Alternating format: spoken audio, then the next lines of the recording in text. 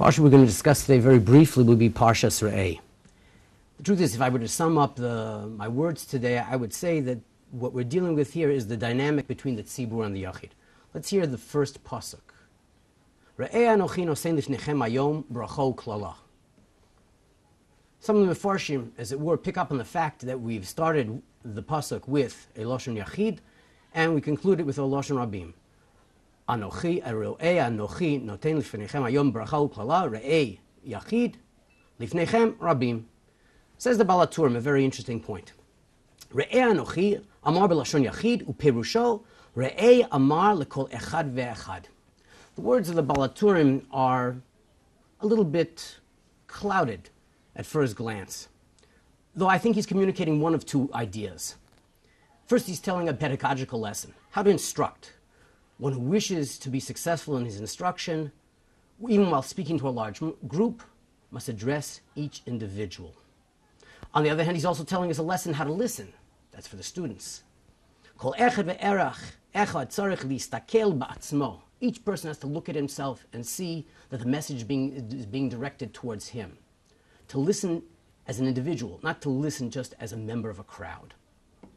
The Or Chaim also deals with the same question of Reeh and Lifnechem, Yachid and Rabim. The Or Chaim says that perhaps the idea that's being communicated over here is that Moshe Rabbeinu says, Reeh Anochi, look at me. It's a very lofty example to take, Moshe Rabbeinu himself.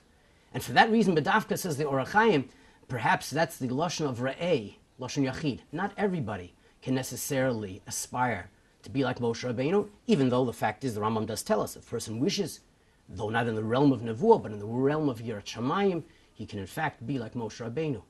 Nonetheless, says the Or Chaim, Reeh to each individual must, as it were, use an appropriate yardstick for who he is. He can't compare himself to others. He must understand who he is. What can he aspire to?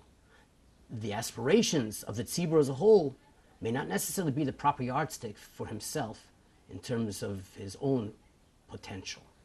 So says the Or Chaim. The Chassam Sofer also deals with the idea of Reeh and Lifnechem. The Gemara is quoted from Kedushin. Tan Rabbanan, La'olam yera adam atzmo ki'ilo chetzio chayav v'chetzio zakai. Asa mitzvah achas, ashrav sheyechriya atzmo l'chav zchus, avar avira achas, oy lo sheyechriya atzmo l'kav chova. And the Gemara continues, it's not only true about the individual, a person should not only see himself as an individual standing in the balance, but also his efforts, his actions affect the tzibur. He should see the tzibur as being in the balance. Chatzi zakai, chalil chatzi chayav. The Chassam Sofer is teaching us an idea over here. A person must look at himself as an individual, but realize his responsibility to the tzibur. His responsibility to the tzibur.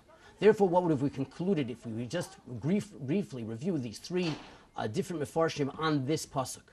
There is the requirement of each person to listen as an individual, and each teacher to teach to individuals.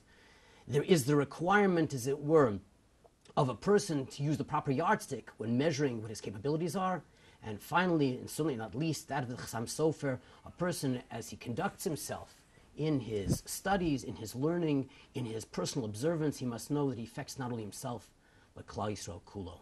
Hatzlacha.